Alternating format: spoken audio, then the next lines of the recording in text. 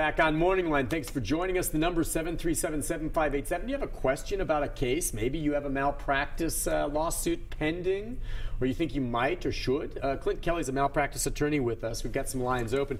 Real quickly, following up on just that last caller, part of the issue here is we don't know. There may have been wrong done to her, but the economics, or to him rather, and her family, the economics of pursuing a case like this, which has a lot of questions, and as you say, is a long chain. Sometimes you just have to say it's just too much because the defense can really load up against you. You know, who knows how long he'll survive, and that's not saying that he wasn't done wrong, but you know, it's going to cost too much to pursue.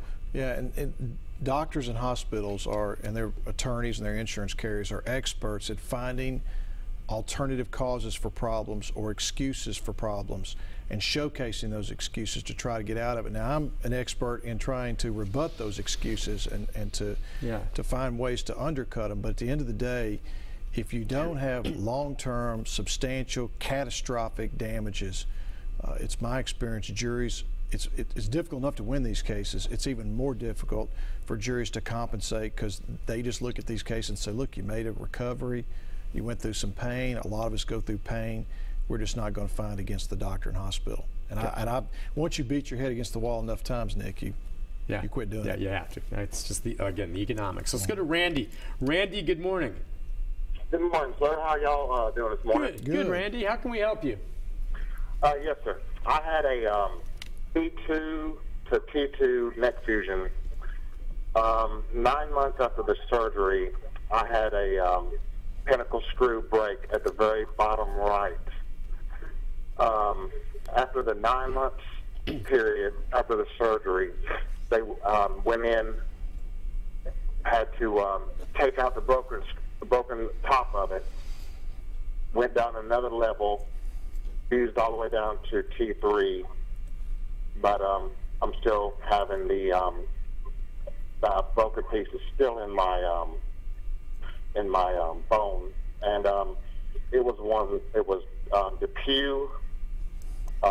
That was the manufacturer, and I know there's a lot of complaints about the hips and the knee replacements, and just want to know if I got a faulty medical device. Now, Randy, did you say pentacle or pedicle? Because there is a difference.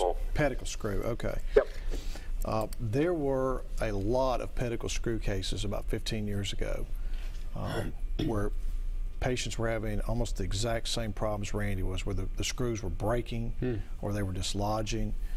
There were cases brought against the manufacturer, cases brought against the back surgeons, and the defendants, I think, almost universally won these cases, claiming that this is a risk of the procedure, that sometimes these screws break even though they're made properly. I never bought into that. I don't understand how metal breaks and it's made properly. It doesn't make any sense to me. But since he's mentioned this DePuy as being the maker of the pedicle screw, that makes me suspicious that this is probably a defective surgical insert. I don't know if there's any litigation on that. I can look into it and see. But DePuy has paid millions and millions of dollars because they had a metal hip implants like you mentioned, that broke down. And I can't believe that's the only thing they made that broke down. Exactly. I see. So smoke, there's fire. You said it was 9 months after. What was the timetable on your situation? How was it last year that you discovered the broken screw? It was.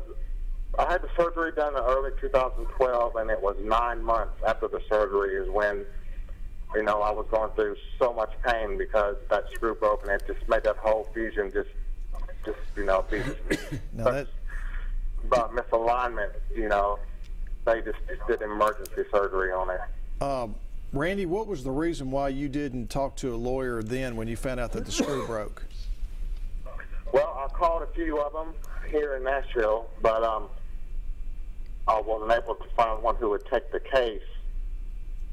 But I wonder if I'm still eligible for the class action suit that's, you know, being held against that company, Johnson & Johnson.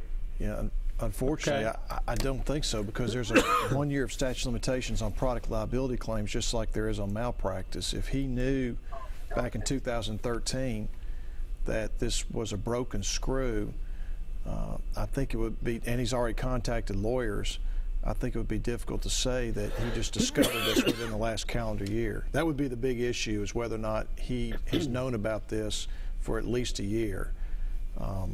Okay, listen. Hard to tell. I have a scratchy throat. We're going to take a break. I'm going to get some tea. We'll be right back. Is that okay, Mary?